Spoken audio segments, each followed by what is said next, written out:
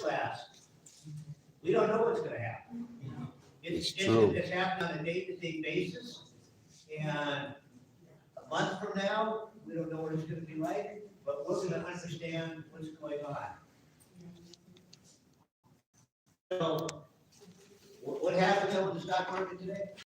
And so that means that the people, we'll talk about what stock markets are, but the people who invest in stock markets, if they thought Liberation Day was a good thing, what would have happened? It would have gone up. The stock market would have gone up. People would have bought stock. In fact, it went way down.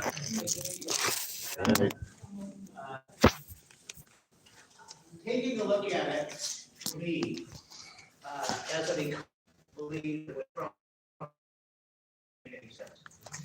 Yeah. Doesn't take an economist for that. What's that? Doesn't take an economist for that. Well, but especially, part of the Trump administration, is that they aren't really being advised by experts. So the people that are doing public health, the people that supply vaccines, is this administration paying much attention to them? No. And it's the same thing with economists. They're not listening to them. Alex, can I have something for you? Yeah, sure, please. Can we start our meeting with prayer? Oh, yeah.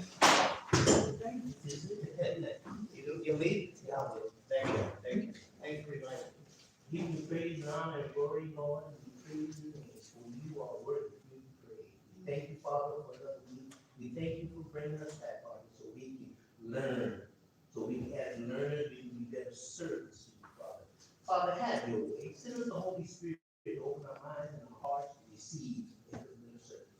We praise you, we honor you, and we thank you. In Jesus' name, amen. Amen.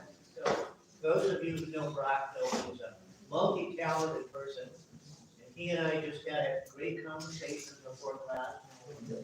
I don't know if everybody knows that Brock used to play baseball in the major leagues. Yeah, for the Cubs. Yeah. Birds, and for the Colts. Wow. And his first roommate was little Joe Morgan, who was the baseball player that went on into the Hall of Fame. Okay.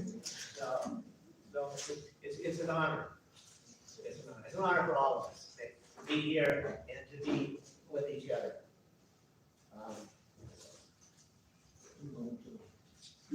So here's the first thing I want to talk about the importance of newspapers. So most people don't really understand what tariffs are and what this is all about.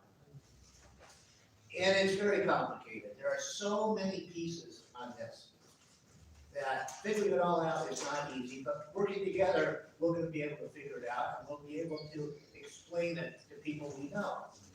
And so the dangerous part is that most people don't understand what the administration is doing and is not understanding what Trump is doing. And so for those of us who have problems with that, is that having the information, because once again, making choices is the more we know, the better choices that we can make. And in terms of learning something, I grew up, probably many of you used to have, and many of you still do, have subscriptions to the local newspaper. How many of you subscribe to the LA Times? Okay. And then how many of you used to subscribe to the LA Times with some other newspaper and don't do it anymore? Okay. And I think that's a shame. So, to begin with, this newspaper, this LA Times, is really, it's a miracle, is how it's produced. So there are reporters all over the world who write up stories, do the investigation, write up the stories, and then it comes to here in Los Angeles, and every single day they put a paper together like this, with all these stories in it, with all this information. And somebody will be in Afghanistan and write a story, and the next day, that story that they write in Afghanistan shows up on our front porch. It's pretty amazing, I think. And so, you know, when I grew up, newspapers were a big deal when I was a young man. And we had two, I was from Seattle, we had two daily newspapers. We had one in the morning and one in the afternoon, and I used to read those papers every day. And I still, after all these years later, I still have subscription, and I read the Los Angeles Times every day.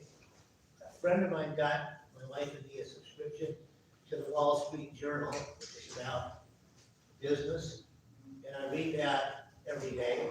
And then every day, I read the New York Times online.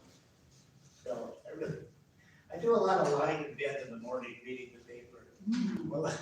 While my wife is lying next to me and she reads the paper too, so it's a very nice time. And then it's my job to get up in the morning and go down and get the newspaper out of the alley, and then she makes me breakfast. So it's a good life.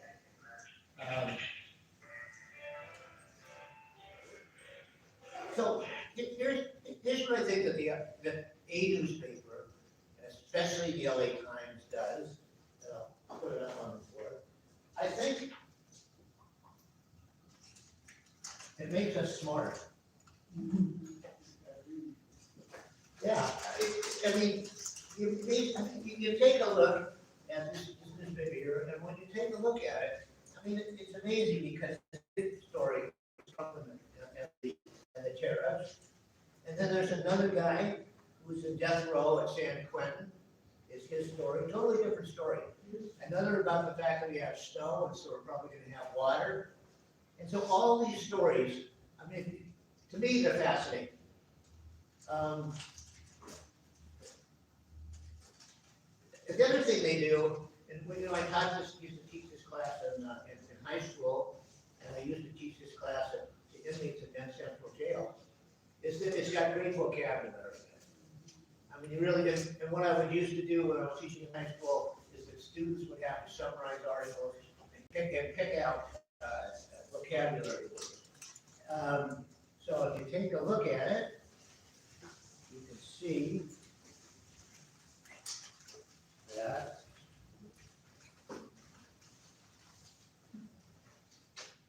every day there's a front section. And these, on the front section, it has the most important stories.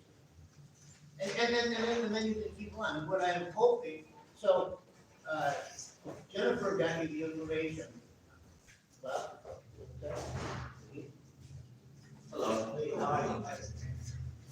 Want to introduce yourselves? You know why I brought the newspaper? I forgot in the car. Should I go get it? That's okay. I didn't think you'd bring it. He's my close. Philip and his son Ben. Hello. They're here so that I'm not the only white man. What did you say? You guys are here, so I'm not the only white man. Well, we figured we could learn a little bit about economics from you. Welcome. Thank you. So right now, Phil, we're talking about the LA Times. Let me do this.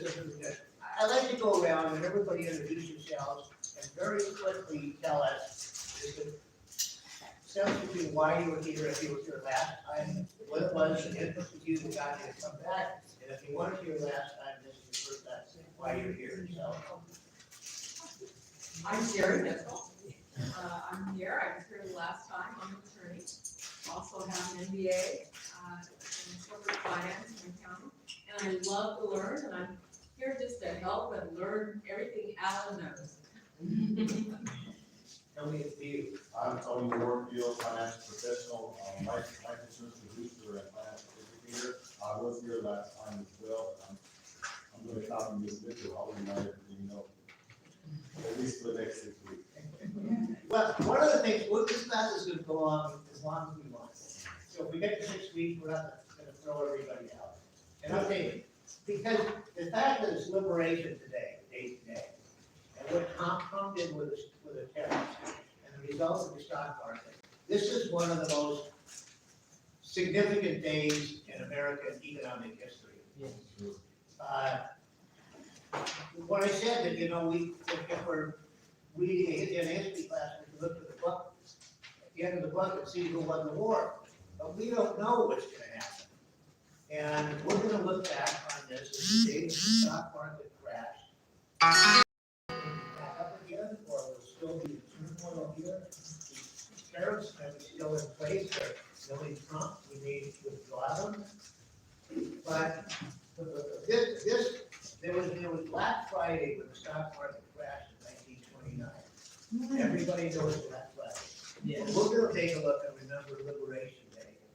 It's someday that is very important. And really, there's no more important time than just taking this class than right now. So, this table over here, you want to introduce yourselves? And why you're here? My name is Bill Montero. I'm a member of Bel-Vue, and I just came to see what you were sharing. Did you hear anything about the class? This is where we can be bulletin. And did you talk to anybody who came to class last time? No, we talked about that. Okay. I know, wow, just curious. There's no right or wrong answer on that. Lori? My name is Gloria Davis, and I still remember here at Bel-Vue Presbyterian Church. I was here last week, and my curiosity continues to grow, so I have to learn. Hi, I'm Brock Davis, and I'm here because I'm here driving. No, I'm the elder of the church. Sherry Morgan, I was here last week, eager to learn. I went back and some of my grandkids survived it, they supposed to be here tonight, but anyway, very interesting. A lot of this I should know with my age, but I don't. So never too old to learn, so. And what would you say is interesting? What was really interesting about it? The money is. And you see, learn stuff that applies to your life. Yes, Right? yes. Quiet, and I was going back, like I said, telling my grandkids things that they should be doing now at that age. One of these days you was leaving, and kids have something great. Yes, And then they're gonna think it. yes. Right.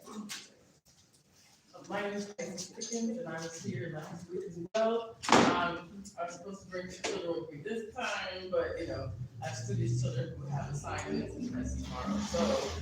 So I really enjoyed the cross conversation that we had. It feels like we're going to learn things for our real life. Yeah? Ben, I was invited by Alan. I've known him all my life, and we had a great Literally conversation. all the time. Literally all my life. When he was born, I was here. Oh, wow. And we had a basic conversation the other day about economics, and he planned to start coming to class, so I said, like my dad. And as another guest, a very, very close friend of mine, James Smith. James Smith introduced me to Pastor Bowie to begin with. James Smith, I'll give you a quick biography. He was born and grew up in the Panhandle of Florida, picking cotton. And when he was a young man, he came to Los Angeles and he wrote home. And he said, I work inside and they call me Mister. Wow. Oh, James. And so James had a series of 14 jobs, each one better than the other. He was a mail carrier and working for the Postal Service. And while as a mail carrier, he worked himself up, so he became the postmaster for Los Angeles County with 14,000 people. Oh, wow. And we met when we were teaching together at Penn Central Jail, and we become very close. And I'm honored. I invited James, and I'm honored that he was able to come tonight. So James, what do you got to say for yourself? I'm glad to be here. Good man here. And he doesn't look like you and I. The reason why I said that is because he does not have to be here. In other words, he's here because he cares. This Alan has proven to me that he cares about our community. So anybody coming in here thinking why he's here, well, he does get paid, he does, that's not what it's about helping you. If you take advantage of him, he'll take you to the next level. But, and in fact, I'm gonna say this now, sit down now. He told me one time, he said, if you wanna make me happy, take me somewhere where I'm the only white person there. And guess what? I take you everywhere where he's the only white person. But he means that, he really wanna help out the community, so listen to him, and yeah, he had, Pastor Buie and I, real close, when he asked, and Buie, worked with him to be here. Yeah. So, he's a serious player, and he's a good man. I appreciate it. Not only am I a volunteer, we're all volunteers to be here, and we're all here to teach each other. And the fact that there are so many here, and so many more than what we had last time, and I believe it'll continue to grow. So it's a great honor. Good. My name is Philip Garraway. I actually grew up according to San Fernando High School. So I know diversity. I've traveled all through the world, and Alan has been talking to me about his classes he's been doing over the years. He's done manual arts. He's taught at the jail in downtown LA. And so I really admire that about Alan, that he goes to places that he doesn't have to go to. And the bottom line is, I think we can all be more economically literate, all of us. Absolutely. And I think that's kind of why we're all here, to be a little smarter, and you're helping us. Yeah. Hi, my name is Ken Stewart, member of the Bel-Vue Church since I was in 1954. I think I was about 9 or 10. Thank you for coming, and always open to learn new information. I'm retired, LA County, and many years there. So, So why did you decide to die? folks over there. Right, that's who are in. Can't get there. Members of the church. My name is Jackie, I'm one of the church. I'm interested because there's some financial stuff that I just in my papers to get my taxes done and discovered that a lot of people social security stamps already. And so my worker was telling me that they may take it back and they're gonna contact me and say you can evaluate yourself, identify yourself. And so I was very upset about that. And just to learn about what finances have changed substantially in the last 2 years. And it's scary that people are trying to steal property from you. People are doing all kinds of strange things. The stealing, the robbery, the shootings, three chases in an hour on TV. This is ridiculous. So this world is changing drastically, and the only one that can straighten it out is you. Amen. And the theme of this class is, economics is all about choices, financial choices, making decisions. And the more that you know, the better choices that you make. And a lot of people don't know enough. And so we have this opportunity to hear. Hi, I'm this is my first one this year. We can't hear you. Hi, I'm Pastor Bridget. This is my first visit here. I'm interested to see, when the economy is now, what are the things that we might be facing later on, and like I'll be sharing some stuff, I just wanted to get more information, so I can be more, aware of what to do and how to do it. So that's why I'm here. And this is a must thing for us all. Yeah. With the changes that are going on in the economy right now. Yes. They were right, when they were actually wanting inspiration. Jennifer and I are very close, so. She told you to come and you came. No. That's a good reason. Because seriously, I've been working with Jennifer now, and if Jennifer tells me to do anything, I'll do it. Because I know she knows what she's talking about. Yeah, you're good. Absolutely. Jennifer? Yes, I'm Jennifer, and I'm everybody's assistant. The servant of the Most High God, but I'm Pastor Buie's assistant. I'm retired mortgage and real estate person, professional for 35 years. I'm retired for 15 years. But right now, my focus is on the Lord and how to play them back. And to learn. Always room to learn. And it's always fun to learn, It is. you know? Donnie? Hi everyone, I'm Udo. I was here last week. Nice to see other young kids. Oh, we're all young. I'm hard. But I'm here to just help spread information amongst my peers. I studied econ in college, and so Pastor Bel-Vue introduced Alan and I, and I'm here to help him assist him in any way. I'd like to meet you guys. Okay. So anyway, so I read the paper every day, and I find it very interesting. I read articles that support what I believe, and articles that don't support what I believe, that are antagonistic. So just taking a look, I mean, the stories are pretty amazing, and it's amazing, like I said, that these stories were written yesterday morning in someplace around the world. But somebody that we don't know and we're never gonna meet. And that person not only was out there investigating, that person in often cases were putting themselves in danger.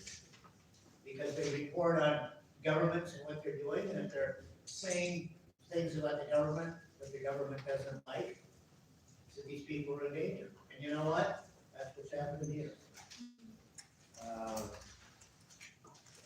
So, in the last two pages, usually pages 10 and 11, are the stories up until 10 and 11 are stories that are supposedly reporting on the facts.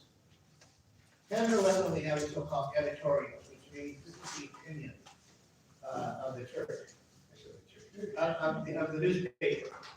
This is what they think is important. People have an opinion about it, and sometimes I agree with it, sometimes I don't. And then the second section is the entertainment section, which has information about movies, plays, and music. And the third. It's the other way around. Well, the other way around. The entertainment, excuse me, the third section, the second section is California. It's about local stories.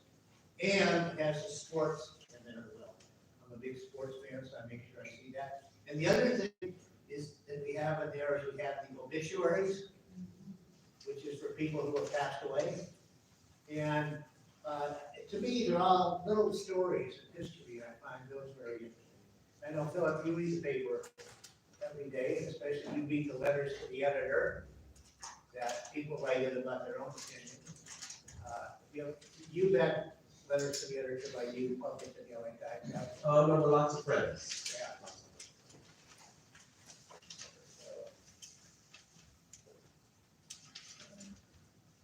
You said pages 1 through 11 are supposed to be the facts, right? That the pages 1 through 10, 1 yeah, through 10. are supposed to be stories that don't have opinions in them, just reporting on the facts. And it's interesting because the Los Angeles Times, because it's been criticized for having a bias. And so the LA Times has now identified those stories that are supposed to be reporting, and then they have those that are opinions, they're called voices, and they're identified. So when you read the paper, you know that it's somebody's opinion, rather than just reporting on the facts.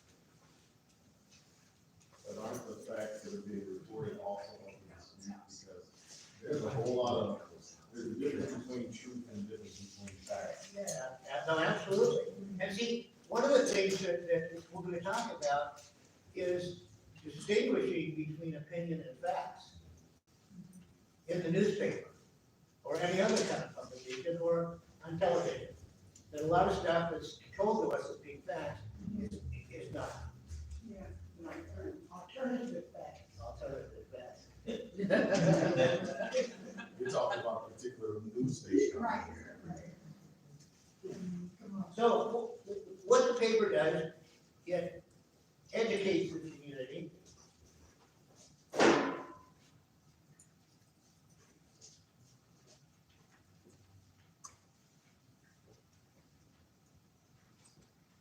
And if we have an educated community, our country is stronger. The more we know. But that's not, make sure you don't know. What was that? That's why they're doing the destination, this country doesn't know. Well, the other thing is that people get fooled a lot. So that, for example, the administration running the country, nothing that they're doing surprises me. There's a lot of people who thought when they heard the now President of the United States, talk about his love of God, and that he's concerned about other people, and a lot of people just go on with that. And that he told us ahead of time, he was gonna increase tariffs. And most people didn't understand what that meant. Yeah. And most people said, well, he says tariffs is the prettiest word in the English language, and they're great. People say, I'm gonna vote for him because he's gonna use tariffs and help me out, you know? But that's because they don't have the education that the people do in this class. And we're gonna learn more and more about that. I mean, one of the other things that the paper does, every paper, that's good, is that to the extent that there's corruption in the government, the way that we find out about that is by usually reading the paper. So the LA Times, I'll get to it in a minute. The LA Times does great investigation about why things have happened, and whether there's malfeasance or bad acting. And if we didn't see that in the LA Times, we wouldn't know about that.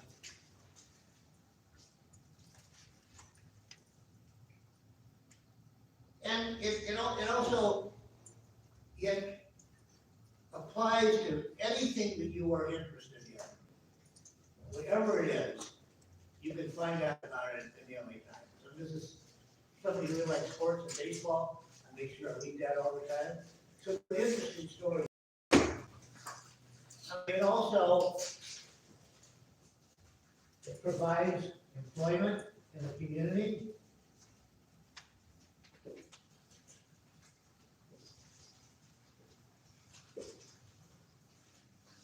So, who does the LA Times employ? What kind of people?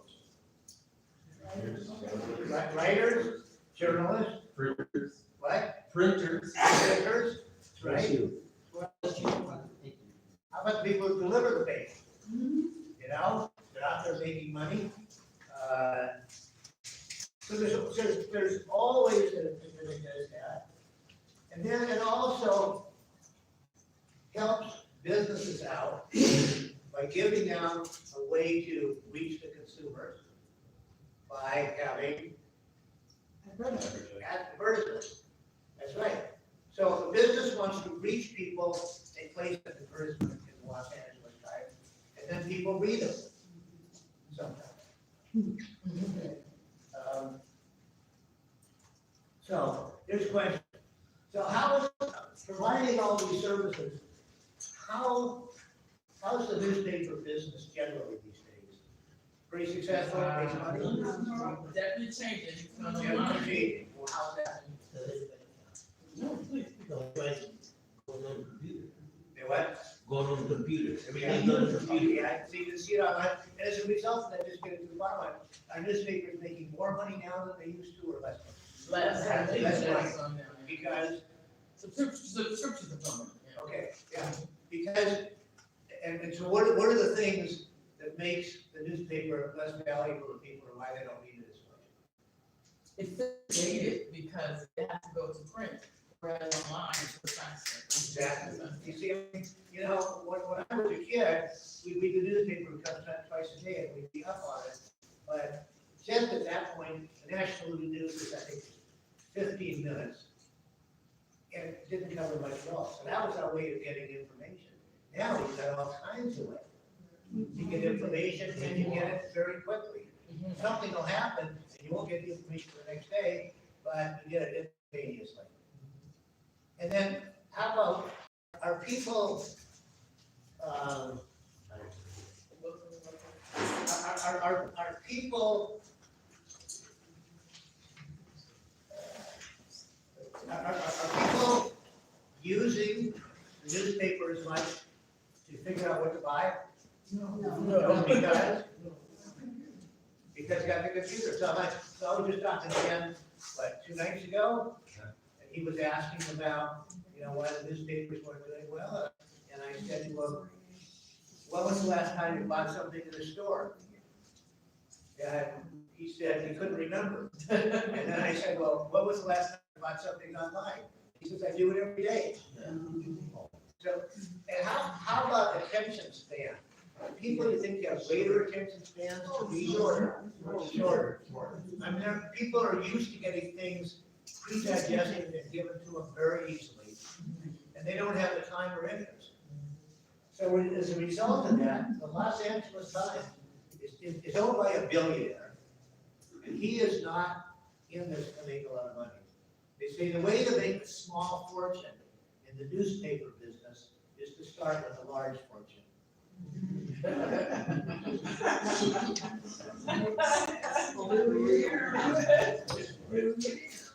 So anyway, I would suggest that Jennifer gave us information about how you can get a subscription to the Los Angeles Times. If you do a short-term subscription, you want to tell them, Jennifer, it's very cheap, right, for a short-term subscription? Okay. Yeah. I mean, it was like $1 a week to start out with, and that's online.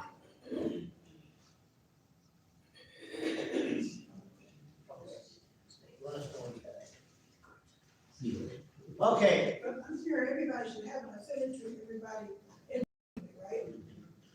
What you'll notice, they'll have the digital prices, they have the annual price, they have the monthly price, and then they have the weekly price. And I said, I wonder why he wants I looked at it closely and said, oh, it's cheaper. Pay it up. And you pay it annually, it's cheaper. I said, well, that has something to do with economics, because you save money. Right. But anyway, what I sent you, all of you have individually, you can look at the cost of it, what you choose to purchase, and also that's the digital and also the actual newspaper. Did you get it? Did you look at your cell phone?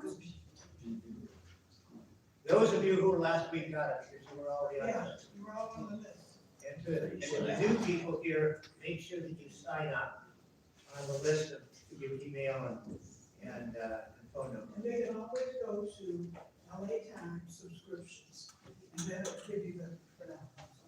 So we got a couple of people who have joined us. Yes. Right? You joined us? Yeah. Yeah. So, Grandchild duties, what's that? grandchild duties. Okay. Welcome. That's as good a reason as any.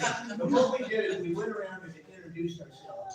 And if you could just say a couple of things about why you're here. And if it's grandchild duty, you can say that. Well, okay, hi, my name's Bailey. Originally I'm here because my grandmother left her cell phone out, but I'm not gonna lie, I'm hospital work, so. There you go. But, she did mention last week about tonight, so I'll spare some time in this. You think it might be interesting? I actually read the article, myself, and I've listened to a couple of podcasts and college professors in regards to finances and the current situation that's going on. And I used to work at a bank, so I do understand financial terminology and vocabulary, so it's a nice refresher.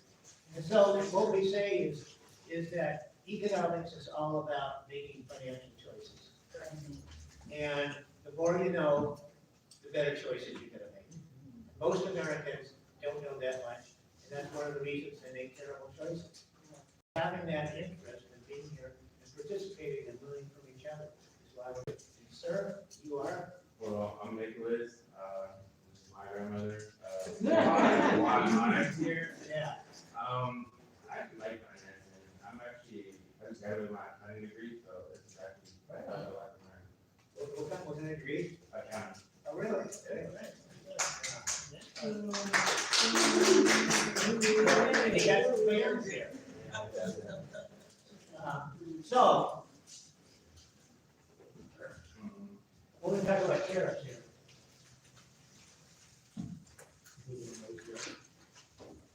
Okay. So, international trade, and we're gonna say it's about globalization.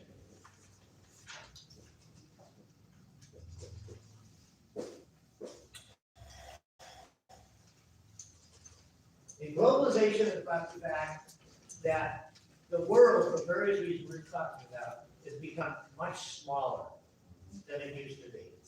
So I'll say that the world is smaller. But Tony, what do I mean when I say the world is getting smaller?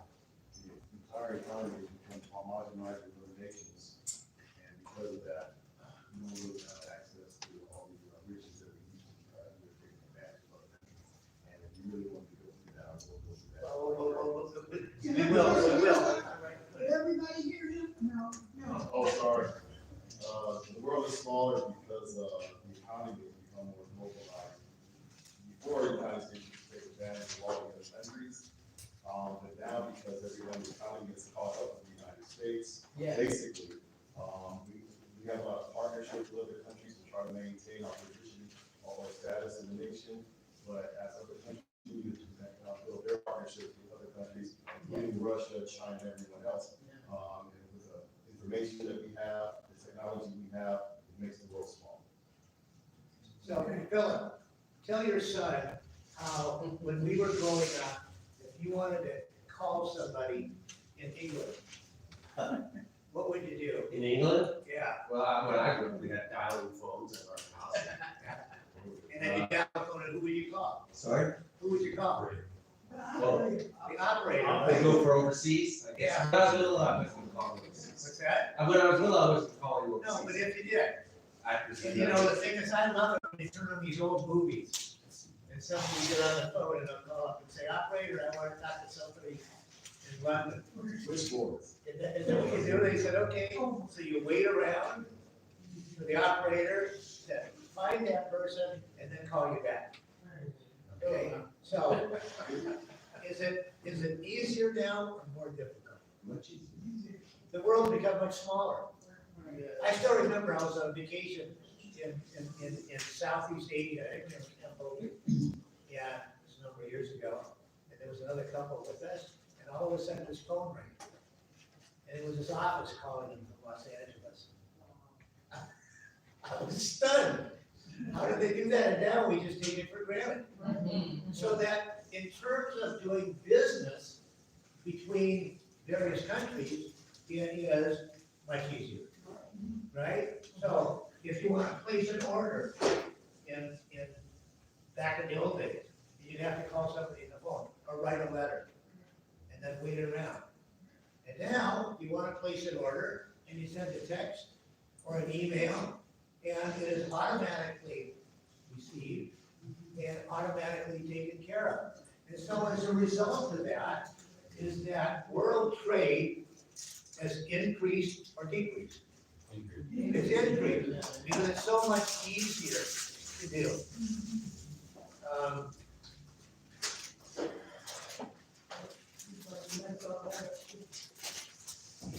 That's everything. Yeah. And then the other part of it then is specialization.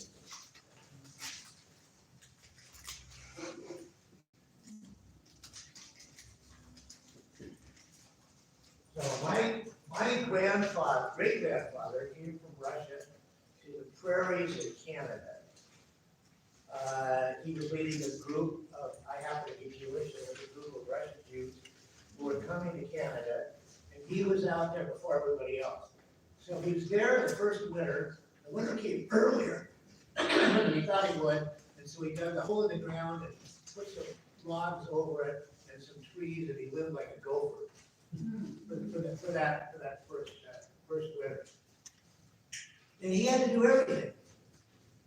You know, he planted the food, he built the house, you know, he had to read the books to figure out what to do. And then as people came to that little town in Saskatchewan, is that people began to specialize in what they did. So that my great-grandfather didn't have to do everything. Somebody would be in charge of planting the food. Somebody else would be in charge of cutting down the lumber. You know, somebody else would become the teacher for the children as the community grew. And so people began specialization, and it became much more efficient, so that my great-grandfather didn't have to do everything. So he had more time, and he could specialize and get better. And as these people started coming there, is that the community grew and prospered. And as they did, they were able to hire people to be teachers. You know, they were hired to be somebody to be a rabbi, you know, a Jewish priest. So as we have, and of course it makes much more sense than my great-grandfather trying to do anything. Doing everything. So right now, that is, now as our country is developed, that applies not only to this little small town in Saskatchewan, it talks about everything in our culture. So that when you want to get something now, when you want to get your washing machine fixed, you don't have to do it yourself, you hire somebody to do it. You know, if you need get to be driven someplace, there's somebody that's going to be an Uber that's going to do that. And so not only does that happen on a local level, but on an international level, is that different countries specialize in things that they do best. So if you're in New York City and you want a banana, you're not going to grow a banana. But what you're going to do is you're going to go to a store who has these bananas that have grown probably in Central America. Yeah. I was gonna say Taiwan, their microchips. Yeah. So, Everybody begins to specialize. And we figure out what do we do best, and we figure out that trying to grow bananas in New York City is not what we do best. But what we can do is we can buy them from Central America. And when people in Central America want to get a really good computer system, they buy it from America. Because America has a trained, sophisticated, educated workforce. We have all these universities and we teach people to do stuff. So we buy stuff from Costa Rica and they'll buy stuff from us. Because everybody's doing what they do best, people can make money that way. And so theoretically, the way it works is that the United States buys bananas from Costa Rica, the people in Costa Rica make money, and they want to buy more, and if it's sophisticated stuff, they're liable to buy it from the United States. So that's the specialization that we do now. Now, when I was a kid, well, this didn't mean when I was a kid, if you wanted to buy a shirt that was made in America, was that pretty easy to do? When you were a kid. When I was a kid, long ago. If you want to buy a shirt that's made in America now, is it easy? It's next to impossible. Because people in Asia, usually not paying a lot of money, not a well-paid workforce, they are able to make those shirts much cheaper than we would make. So we decide, we don't want to spend a whole bunch of time and money making a shirt, but we can buy it for pennies from Southeast Asia. And on the other hand, as their businesses grow, they're going to buy computers to run their businesses because these businesses there who are making and producing and selling these shirts become big businesses as well. So, Sounds good so far. So what problems arise if we're just doing specialization? So the people that used to make shirts in the United States, what happened to their job? They're all gone. They're gone to Southeast Asia. You know? And on the other hand, is if we have a good educational system, what we're gonna do is we're gonna educate those people so that they can work in things that we are better at doing. But in the short run, and this is what you're gonna see, when we talk about globalization, a big problem is we say that American jobs are going overseas. And we're concerned about that, as well we should be concerned. And one of the problems is, if you were making shirts in the United States, the government is probably watching over your job and making sure what?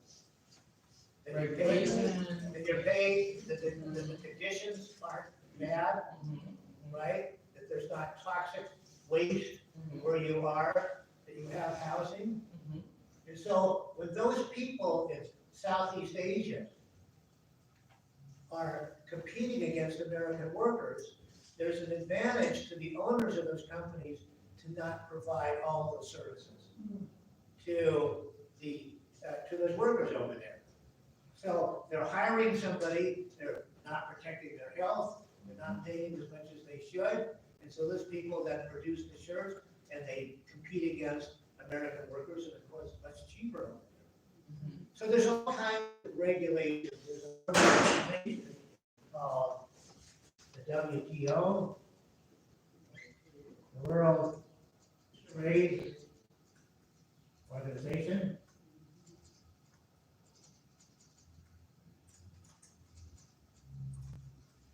Which is supposed to, sometimes it works, sometimes it doesn't, and it's supposed to make sure that those people have good working conditions and get paid. And so they don't have an unfair advantage, as opposed to American workers. So, if you're running for office and you want American workers to vote for you, how do you characterize the situation so people are gonna vote for you? Let's be kind. Let's just say that they characterize it a certain way. And so what are they gonna say? This person They're might gonna go, say American jobs back. we're gonna bring the jobs back. We're gonna reindustrialize America. We're gonna make sure that Americans have those jobs instead of somebody in Asia doing it. And putting this thing together today, it's very complicated, there's all these pieces that are part of it.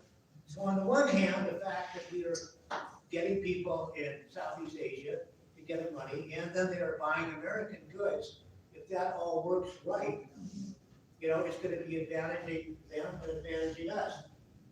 But things don't always work right all the time.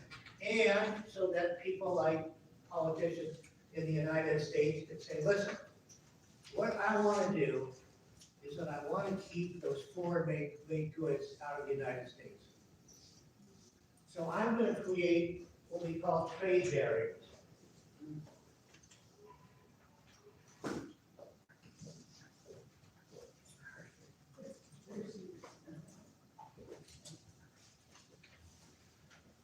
So, does anybody know a particular trade barrier? A tariff. A tariff puts a tax on those goods coming into the United States so that they are more expensive, so that Americans are less likely to buy them. And you say to people, tariff, most beautiful word in the American language, in the English language. It only produces good for us. And people believe it. Why? Because they don't know that much about economics. They don't understand this stuff. And they don't understand the benefits of globalization. And of course, there are problems about it. So we'll say a tariff, and we'll say a tariff is a tax on goods coming, if you can read this here, it's astonishing, into the US. And so, for example, if we think that the Chinese are using unfair methods of producing automobiles, not paying their workers enough, not being concerned enough about pollution, and that gives them an unfair advantage, that one of the ways we can deal with that is establish a tariff to make cars coming in from China more expensive. Or the other thing we can do, we can establish a quota. You can read that. The quota is, Tony, tell them what a quota is. That's right, exactly. So what they do is they say, listen, China can bring in X number of cars, but they can't bring any more than that. So, if in fact there's a tax on the goods coming in, or there's a quota limiting the number, what's it gonna do to the price of those goods coming in from China? They're gonna go up. Yeah. And who's gonna pay that? We are. We are. So, to the extent that some people are saying the tariffs are the most beautiful word in the language, and it's only gonna help us and not hurt us, the stock markets today, when Liberation Day was announced, and the tariffs were announced, the stock markets reacted positively to that news or negatively? Negatively. Big time. Big time. Big time, big time. So, and I don't know how closely you've been watching it, but the president has been talking about tariffs and then establishing them and then changing his mind and getting rid of them. Yeah. Okay? Yes. So, if you're an owner of a business, does that make it easier for you to do business or more difficult? Much harder, yeah, much harder. One of the things that is said about the stock market is the stock markets hate uncertainty. And if you're trying to run a business and you don't know what's gonna happen tomorrow, and something terrible may happen, or maybe your business, you wanna start investing a lot of money in your business right now, you don't know what to do. So as a result of that, you have a question, comment? Yeah. Go ahead. Okay, but on the tariffs discussion. Yeah. The tariffs on our exports is so high, we are retaliatory tariffs, so I bet that businesses. See, all of this is just a good question. Yeah, once again. Oh, okay, sorry, so. Stand up. Go ahead, stand up. So. You didn't know what you were getting yourself. I know. So I was asking him that the tariffs were imposed as like a retaliatory for our exports, like for example, I think I read Taiwan, our exports were taxed at 9%. And then our imports from them were like at 2.5. So like, I'm not defending him, but I'm just saying like, so how does that affect US? Because now we're more inclined to just import everything from China. So, like, I'm curious, like, is this a temporary? So is it a temporary tariff that Trump is putting in or not? Temporary tax. But hold on, the temporary, but the fact that he's putting in a tariff, is it temporary or is it permanent? Well, We don't know. Jennifer says we don't know. And that's a problem. So that we don't know. So to the extent an economist would say that to an extent that we put in tariffs, we have to do it surgically. Yeah. We can't go in using them as a sledgehammer. And we certainly can't go put them in, and then a few days later say, no, we're gonna change it. And then they're gonna say, we're gonna put them in at least level, and then they change it. So to the extent that there is an argument because one of the things that our president is saying is that these are reciprocal. That, well, I mean, there's something to it, because one of the things that he did is that he came up a list of all these countries and what their tariffs were on American goods. And some of them are very hard, and very high. And so he, President Trump, has said that we are reciprocating against them, and to those countries that have higher tariffs against us, I'm gonna put higher tariffs against them. It's still not equal, because some of the price points in those countries don't equate the price point that it would be for here. I mean, So it's not- it's all very complicated, Mhm. and trying to figure it out. And so if you're gonna be dealing with those tariffs, you would hope and expect, if you're an economist, that people do a study and know exactly what they're doing. And you know, when Trump announced the day before he's gonna put the tariffs in, and they said, what are they gonna be like? And they said, we don't know yet. Yeah. So these people in Washington who are putting these things together are pretty much doing it on the fly. And does that give much confidence to business owners? So a lot of these business owners have supported Trump because things need to be shaken up. Shake it up. What's that? Shake it up. They I don't shake think it that's up. what they expected from them. Who said that? Who said they didn't know what they expected? I don't think they expected what they have. No, Yeah, right, yeah. You know, here's what the problem is. Clearly, government is not serving us correctly Right. in this country, and a lot of people have said about it. One of the things you know, you see in the LA Times, is that there was a organization, Los Angeles Housing, whatever it is, LASA, Mhm. who was getting literally billions of dollars to deal with the homeless, Right. okay? So, there's a lawsuit going on, and the judge wanted an audit done by LASA to say where that money went. Mhm. What was the answer? That was a problem. Nobody can say it. Yeah. And people say, you know, this government is bloated, it's corrupt, it doesn't take care of us, and there's good reason for saying that. Yeah. And the question is, you know, what do we do about it? So right now, the city council is thinking about getting rid of that organization, LASA, and replacing it with another. And there's no certainty that this new organization is gonna be any better. Exactly right. And so, to the extent that I support money for homeless people, is that it breaks my heart that you've raised literally billions of dollars, Right. and LASA can't account for where that money went. Mhm. And when you add up, and that's just an example. I mean, everybody can think about something the government did that wasn't right, and then you got a guy who's coming in and saying, listen, I hear you. We're gonna change all this. And so he comes in and he begins firing people left and right. Pretty good solution? I have a question about that, though.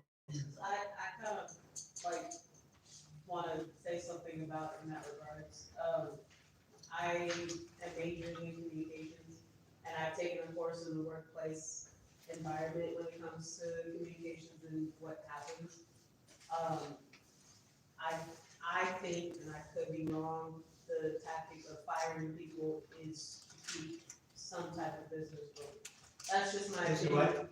Some kind of business, money and business involved.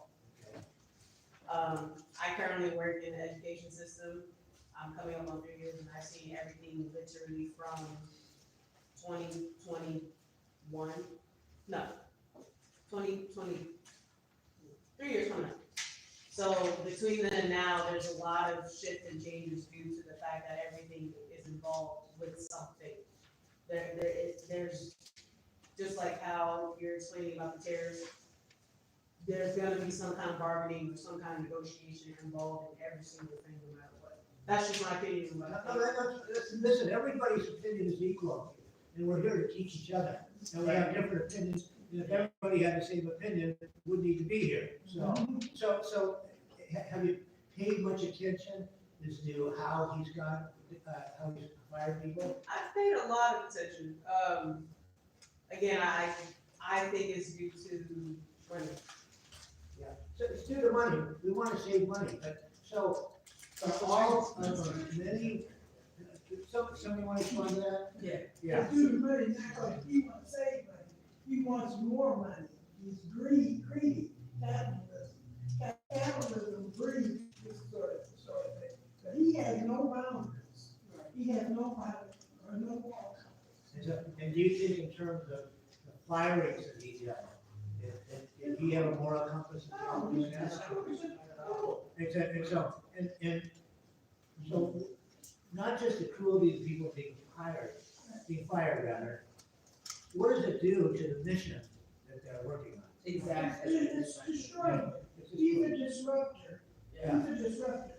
And there's something behind all this doing. Because he said that's who he is. That's who he is. And he's not for anybody but himself. I think he's gotten as far as he has, more so because everybody realizes that these organizations have some issues. And so people, I think, signed up more thinking that they would be kind of in audit mode and shift things around. You know, he's kind of chaotic. Gradually down. Yeah. But he's getting rid of the people that are identified with the problems are. And we all know how buffoon this man is, because of the fact of his own business, he has not changed one iota of this business side. What he wants to do is destroy everybody. Most of the people that are losing their jobs, middle-class people at number, getting rid of lawyers, getting rid of judges. Getting rid of scientists. Scientists. That are working on health problems. These kids die in the United States of something like this. Yeah.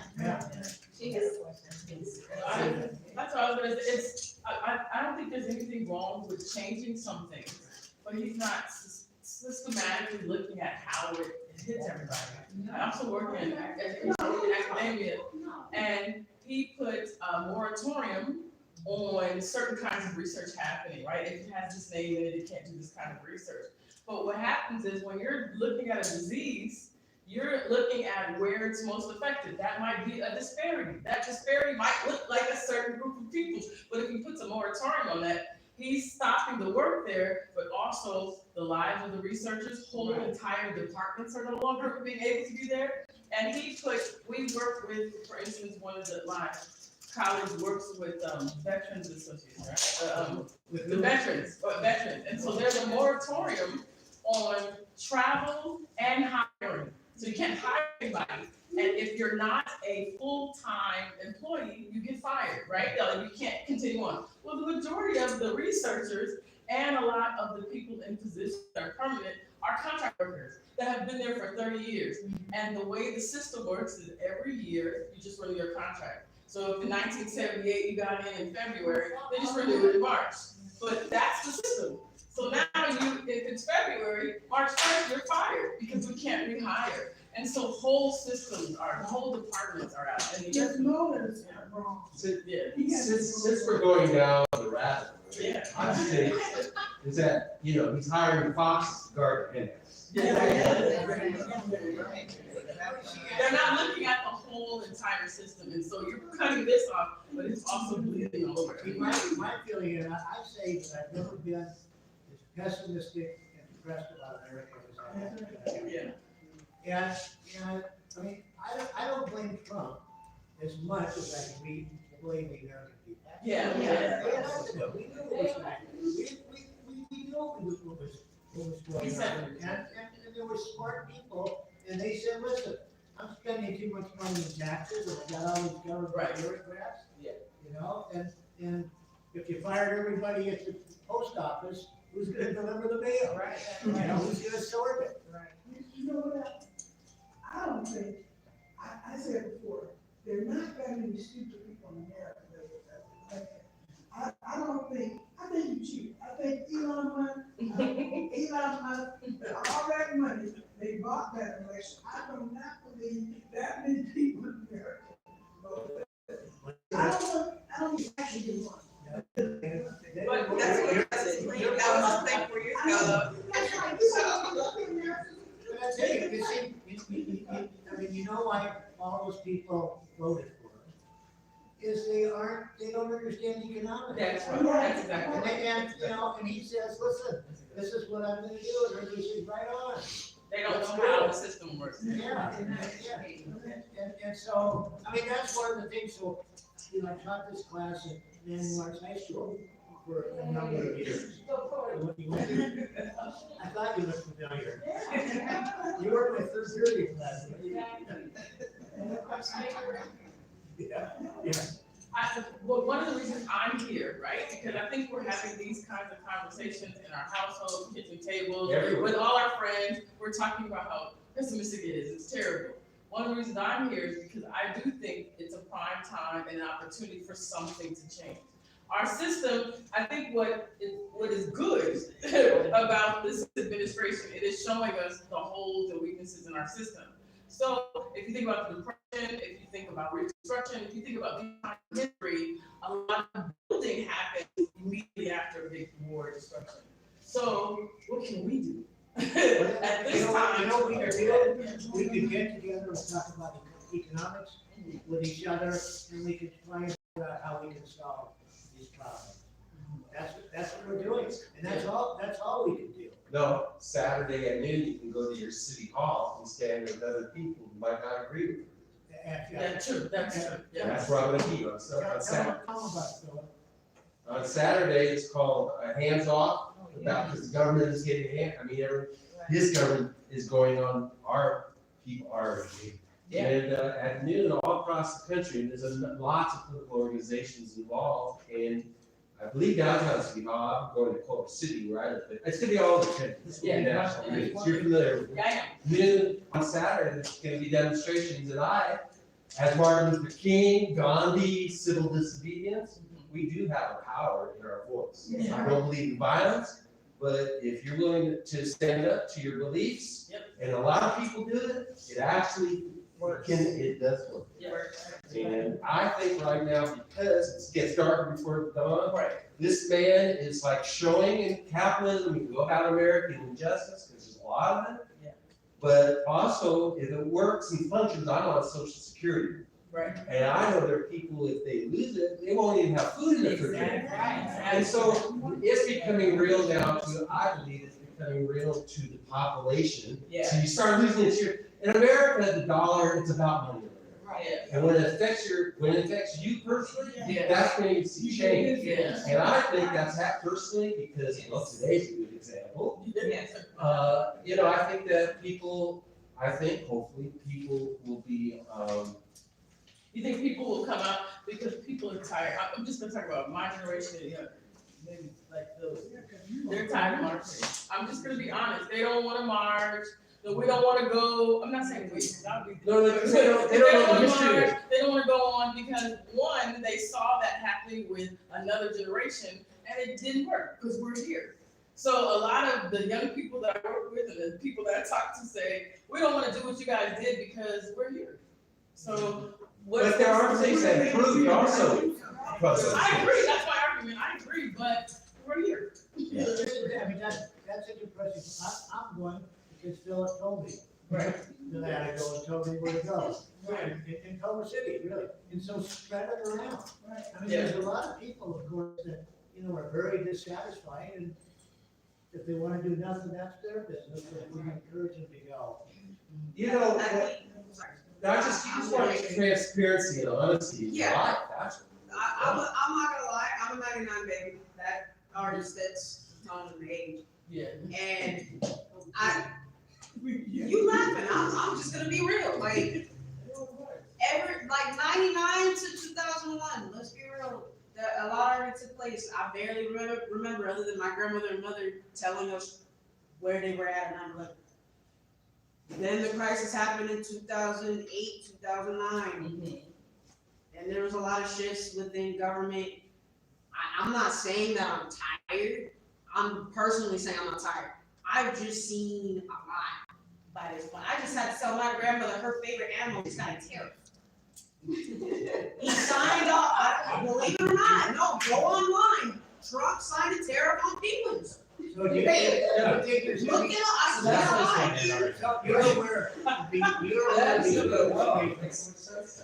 No, because I it's not necessarily being tired, it's more of, I'm only 26 and I don't think I should have seen all of this in this short amount of time. And every day I hear these two, I'm not gonna say their age, but the fact that they're saying out of my life, nothing like this has ever happened, so that means I'm not going crazy. I'm not, yes, One of the things is, I'm an old guy, I don't have that many. you're not old, you're young, But, you look good. let me tell you, sometimes I feel real old. But if you're 26, you got your life ahead of you. Yeah. You know what? You have much more stake in this than I do. Right. Number one is that you know about these demonstrations. Is there any way in the world you think you might show up? I'm sorry, what was the question, I'm sorry? Question is, you know about these demonstrations Saturday at noon at these various places. Is there any possibility you may show up? I'm not gonna lie, I will stay home. And only for, I'm not gonna lie, I didn't go to George Floyd, I didn't go, look, my grandmother wants, my family, my grandparents wanna make sure their baby come home safe. Yeah. That's the number one priority. So you think it would be unsafe for these demonstrations? I think people are saying, what's it gonna change? They're like, we have to be very clear on what the call is. You can't just say, we're all going down to say we don't like it. What's the call? How do we vote? Yeah. What do we do? Who do we write? I think that they just need more clarity. Yeah, More that is- clarity. Listen, you know, and I understand it, because, you know, when I was in law school, I was out demonstrating like the same things that you were talking about. Yeah, right. And now those fights that we thought we won, we're fighting the same fights. Yes. All over again. Correct. The difference is it costs more. It costs more. Correct. You were fighting to buy a home in a certain neighborhood. Now, even if we can buy a home in that neighborhood, it takes 4 jobs. It takes 4 jobs to do it. James. You know, this is interesting. First of all, someone spoke about being old. But you hope you get old, you know, that means you stay here. That's right. So, and by the way, old people have something that you need to hear. That's right. You know, they talk from experience. Correct. Let me tell you something, my opinion. I was born down south in Panhandle, Florida, and all that we going through now was the same way down there. It's not, nothing has changed, man. We take, and you don't have to answer, but how many people here voted? Everybody.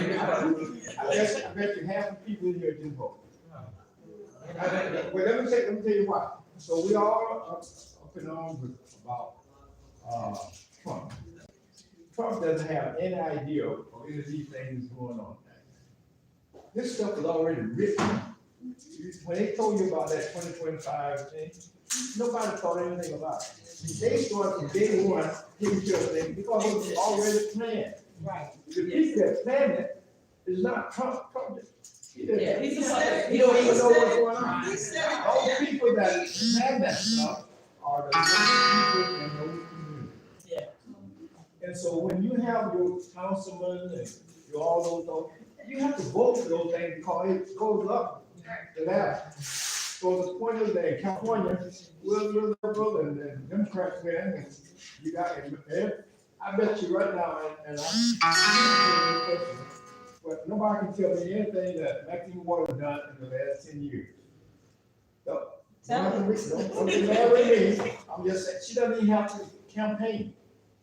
We just vote. We don't hold our people accountable, man. I drive around in the streets all messed up and dirty and all that stuff. We paying all, and by the way, yesterday, the tax went up again. Yeah. And then we just pay one more, and if people talk about those $8 billion that they can't account for, we voted for that 4 years ago. Because you guys felt, well, the homeless, all this, and the homeless people tell you all the time, do what? Leave us alone. And so what happened is that we have to start holding people accountable. And don't take it again, person, but in the Orange County and out in the, those people, they changed the people that was in there 4 years ago, they changed. They just, a lot of these people lost their jobs and they got new people in because they hold people accountable. So Trump is just a figurehead. He just signs stuff. He doesn't know what's going on. He starts local. You have to hold people accountable. In the state, in the Congress people. If the Democrats had enough people in Congress, Trump couldn't do anything. If the Senate was, we had enough people in the Senate on the Democrat side, nothing he could do. But see, the one thing, and that's not a racial thing, one thing about white people is that they're loyal to whoever is in power. You know, it's just the way it is. Now, we got all the answers here, everybody know everything we do. But just remember, if you didn't vote, you shouldn't have no complaint at all. If you don't vote on Tuesday, don't complain to me on Wednesday. Let me ask you a question. Do you have any kids? No, I do You not. think you may have kids? Did you vote? I did. Yeah, I'm asking questions. Well, you know, You think you may have kids? It's questionable. They answer, they don't. It's I'll say it questionable. personally. It's very questionable if I'm not gonna lie, I have 2 jobs.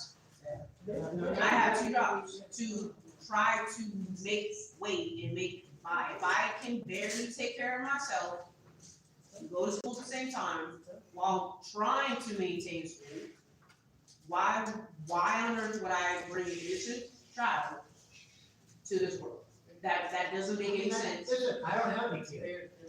Okay. And I got plenty of opportunities, Right. but I might feel the same way you do. Well, when Roe versus Wade? I mean, that was the trajectory of decision making amongst my generation, especially young women between what, 2022 to 28, 29, and that's a whole nother rabbit hole to deal with. So, it's questionable at this moment in time. And if we're not gonna lie, right now, the United States is declining on people who are having children. Yeah. Nobody wants to have children, There's and that's a fact. a post this morning that women over 40 are having more babies than teen moms for the first time ever. Oh, Yeah, 40. Oh, yeah. Over 40. Because they're I mean, waiting, that's they're matters. waiting. Yeah, they're waiting. Pregnant, they're it's a combined culture of women and culture cut parents. So it's, for the first time, CDC data. So teen births have dropped 73%, while women 40 plus have nearly tripled, 193%. And there's another factor. I study communication, so I study mass communication and social media and the news. Everything is out now. Everything. It's nothing like how it has been in the 50s and 60s and 70s, where you only heard it on the radio, you only got it from the newspaper. If you had a TV, from what I hear for certain people, you were rich. If you had 5, 6, 7 channels, that again, this is what you're talking about. I listen to my old people. That's right. My sons and mature people. But everything now in 2025, at least within the last 20 years, everything is exposed. Everything is in our hands. So with all this information being taking place, especially within my generation, it's not that we're tired. It's okay. All of this information is displayed. All of it is facts. We have the history that has been taking place. It just seems like nobody is doing anything about it, especially the person in charge. So to add to what you're saying is think globally, but act local. Yeah. That's what you're saying, right? Yeah. Also, what they say, politics is local. Yeah, correct. The president only affect 2 groups of people. It's just my own personal opinion. Listen, The real rich no judgment. and the real poor. Yeah. People in between, like, I've been blessed. That's why I can sit and talk to you guys, because I care. The only reason I had success in my life because I was born poor. When you suffer just like this pet. When you go through all 20 people living in the house and one go through all those changes, it changed the way you think. That's why you see on TV in June when the school start, when the school ends, watch those happening in Spanish, flourishing and achieving and because when you don't want to stay in that. I came out here with 18 years old, fell out of my pocket. That's a true story. Hear me out. And so I barely was not an option because when I go back to down south, we call our mother mud deer. Some people. Mud deer didn't have anything. Well, I left home to give her more. Right. My mother was the first black lady in our hometown to have a brick home with an indoor bathroom. When I left home, we had an outdoor bathroom. So I've been motivated because of that. Politics and stuff is just an instrument, but you have to take it upon yourself. I have to make things happen. Make these people proud. They don't. Parents taking care of. That's not very. Down south is a little bit different. When you grow up down south, you have a whole different attitude. Right. Yes, ma'am, no, ma'am. That's just the way we do. 50 years old, you still saying yes, ma'am, and no, ma'am. Down south, those black boys treat their girlfriend, whatever, with dignity and respect. They don't be going to the gas station, sitting in the passenger side, the daughter getting out, spending daddy's money, putting gas in the car. They don't do that stuff down there. But those are the kind of things. If you haven't lived it, you don't do it. Nobody has to tell me. I worked in the post office for 44 years. The only job I ever had. 18 years old, I started. I retired. I applied for 17 jobs, got all 17. I was hungry. And I worked there 14 years and never called in sick. When I retired, I had $8,000 sick leave. Wow. And they added to my retirement. The reason why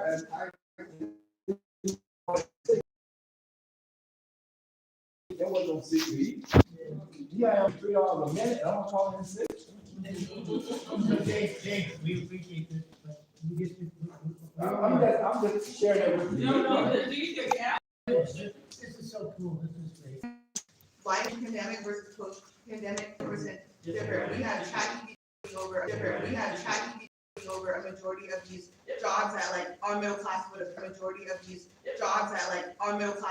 held. We were literally competing with robots and computers that can take our jobs at any moment. The only thing that my generation is missing is that community effort. So like seeing you guys all come in, I actually did one of Pastor Bel-Vue this morning. With you guys, and you guys are dedicated that. I told him 7 a.m. is too early. Our generation is lacking community. We're so addicted to our phones. There's apps like TikTok, so that we don't get that in person. It's cool to see them. Everyone's young, but So let me say this. I said it before, I've never been so pessimistic in the press about America. And my wife, she watches the news all the time, and she's yelling at the TV and whatever. And you know what I do? I come down here and I teach a class about economics to people who don't know that much. Or I have friends that go to the local library and teach adults who don't know how to read. To teach them how to read. It doesn't have to be something big.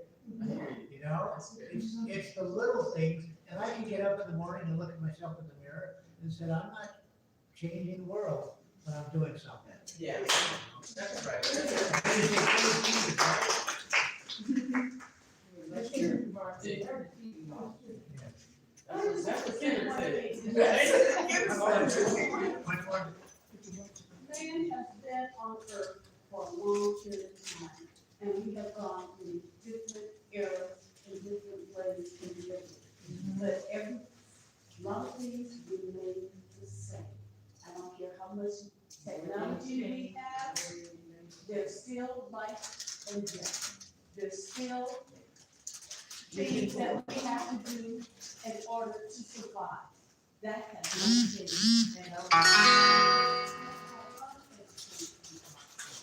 My family, grandmother was 14 when she married, had 2 kids.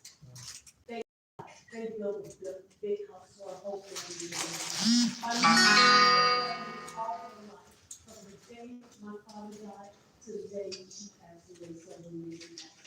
Things as the children, life still exists, life still important. But we cannot give up just because AI showed up, or something else is happening, or you can't get the car that you want. Well, you know what? I talked to the man upstairs and said, don't worry about it, I got you covered. Right. That's all you got to do. You know what, the really difficult part is that we have won some battles, and now we're having to refight those same battles. Yeah. I mean, I We thought always that, no, but I thought that women's right to choose was something that had been decided, and that we could move on. Yeah. And But now now we're fighting the same battle again. We've been Now fighting interject, that battle please. for a long period of time. Now I interject, please. I must interject. So I sat here and listened to this discussion, it's wonderful, right? But there's three observations I have to make. The first observation is, misery loves company, right? So people who are suffering in the same situations, they often communicate with the same people about the same problems. Yeah. The problem is if you have another entity that doesn't understand your problems and you don't establish communication with that entity, that problem is going to continue to recur. So throughout our history, no matter whether it's European, American, African American, whatever, we've always had oppressors, and they've done so because they don't understand the people that they're oppressing, even if it's their intention to do so. So what I see when you talk about voting, when you talk about politics, every time we have these conversations, we're having these conversations amongst ourselves, and we're not the ones creating the problems for ourselves. So what we should do is, I'm not a Democrat, I will never be a Republican, I'm independent, right? So when I ran for office, it was my duty to talk to Republicans, because like you don't understand what your policies are doing to the regular folk, right? You don't understand whether you care or not, right? And then the second point I want to make is everyone is always up in arms when they're affected, when they are affected. But why are you not up in arms, whether you're white, black, Asian, Latin American, whatever, why are you not up in arms when you see injustices happening to other people? Right? And then the third point I want to make is, when you get done beating all these drums and complaining and you finally get what you want, what happens to your passion when you finally get what you want? Because as soon as they give you what you want, you stop fighting. And that's why these problems continue to recur every generation until the fight never stops, is what I'm saying. Right. Okay, so if you see something wrong and you got your lunch, you got your dinner, you got your house, your car, your lifestyle, you got all of this. But until everyone has it, everyone must continue to fight for it. So, I appreciate, everybody from your generation, the younger person here, and the older generation, and we see these things continue to recur. But here's the deal. If you don't understand that the fight never ends, when I talk to people about the country that we live in, everyone thinks this is the United States. It's not. This has not been the United States since the inception of this country. We've always had two countries. And we've always had two countries since the Civil War. The Civil War has never ended because the ideology of the Civil War, whether it be the North and the South, has never changed because we have never had that dialogue and we've never had the opportunity to make sure that the people that do not see as we do at least appreciate where we're coming from. Until that happens, you're going to continue to see this recurrence. So these conversations are great. So what I ask of each of you is, okay, now that you felt good about having a conversation with like-minded people, go talk to that, I'm in the Lord's house, but you know the word I want to say. All right? Go talk to that person that does not agree with you, whether it be a Karen or whether it be Bubba, Leroy, and Skillet. I don't know who it is. Right? But you need to talk to that do not agree with you. This is my girlfriend, Johanna, say hello, everybody. Okay? You need to talk to the people that do not agree with you, because if you want to move the needle of change, you cannot do that talking to yourselves. It's not that happen. Thank you. Saturday at noon. Now, 7:30, and I said you gotta get out. So, Ron, could you give us a prayer? Yes. And what do we do now as far as, studies here? What do we do about? We been following restrictions and tariffs and, Bring it up, tariffs. Tariff specialization. See,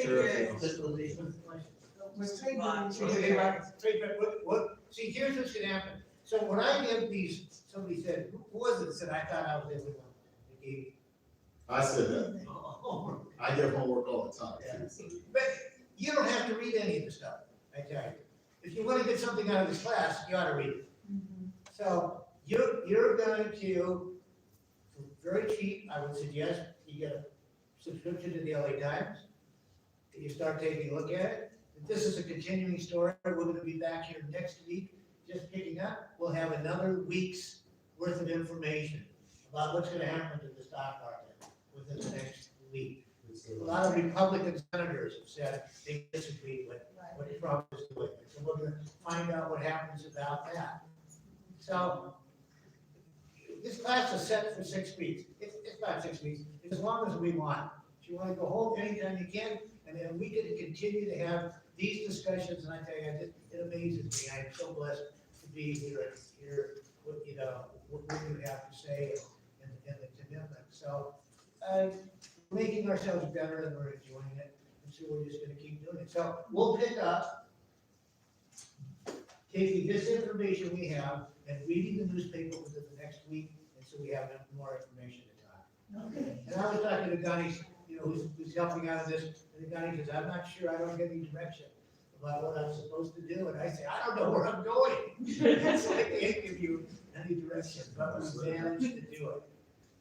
Okay, so I would just say that, what we all have to consider is, you know, trying to stay on track here. In opinion, and I think Tony had a good point that we're just talking among ourselves about the problem. I would like to see, and this is my request, us to stay on track on what we can learn. Right. Because what we talked about, I didn't get nothing out of it. I don't know about none of you, I didn't get nothing out of it. I mean, So do you I had the same I think like you do. I know we had the same situation together, but that's not. But Rob, do you think that we're getting off track today? Really? It's because of the tariffs. Well, no, Okay, well, I know, Yeah. it's the moment in our history and time that excites us because it's frightening. But let me ask you a question. How many of you, to be honest, how many of you think we got off track today? And that's not why you're here. Okay? And how many of you think that we're on track and this is all part of what we're talking about? We needed this little reprieve. Okay. No, I think it's necessary, and with respect to Mr. Brock, I think it's necessary because what happens when you're having these discussions, they are gonna go off track to a point because you have a lot of passion involved in a lot of things that's happening. Right? But you have a very good point. We do have to get back on track to be able to learn exactly what we need to learn. Because what we don't want after we leave here is we don't want to have a whole bunch of conjecture and opinion being what was taught. We want you to be educated financially so you can take that information to the masses as well as your passion. I don't want to kill the passion, but I want to educate that passion as well. That makes sense? So here's what I suggest. When we get together next week, if it turns out you think that we're getting off track, I want somebody to just raise their hand. I said that we think we're getting off track and we need to go back to the core stuff we want to talk about. One of those little clapper things. I'll volunteer. Right, okay, no, listen, I mean, we're all, this class is what we all want it to be. Yeah. And so I don't know where to start or where to end is, but I find personally this discussion fascinating. Yeah. And I think we all got something out of it. You know, we don't want to go on that forever. Right. Okay. Okay, let's pray. Heavenly Father, we thank you again for you allowing us to come together to learn the things that we can learn in order to use the knowledge to do things that help us to do better. Father, and with your gift, and with your love, these things that we can use to better serve you, to better serve our community, to better serve our families. Father, keep us on track, Father, keep our hearts and minds, oh Father, to the things that we can actually do to learn in order that we can use these things in order, Father, to better our families. I thank you, Lord, that we come together, we're here safely. I thank you that we were able to finish I ask, Father, that you bring us back next week, so we can continue to learn, so we can continue to serve. Bless each and every person here, bless their families here, bless their concerns, oh Lord. Give them traveling grace, oh Lord, and bring us back to the point of time next week. In Jesus' mighty name. Hallelujah. And we'll see everybody next week. And once again, I encourage you to invite other people to join us.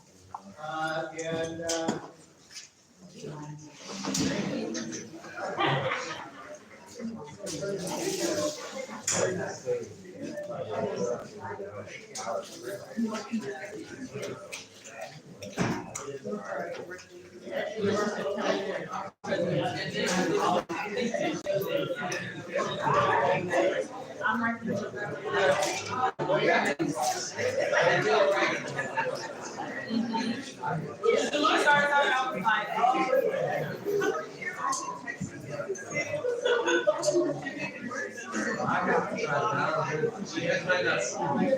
I got you. You got it all. Thank you for making it.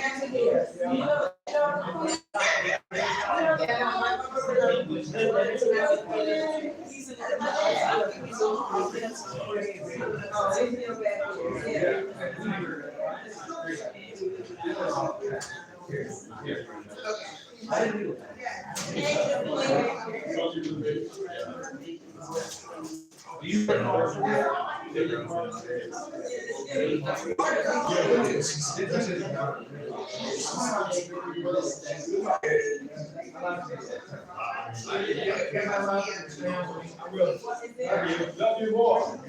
You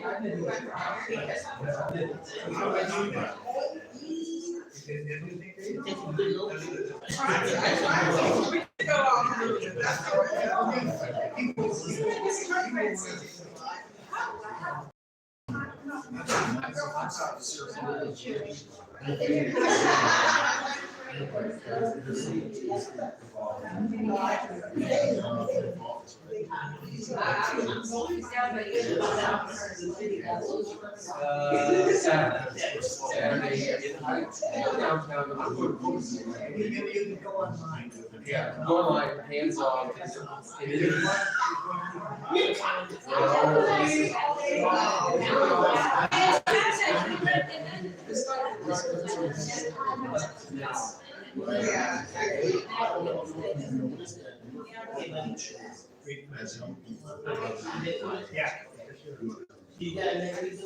Maybe not next week, but we'll have to come back. We spent an hour and we're locked in. So, yeah, we'll try to come back.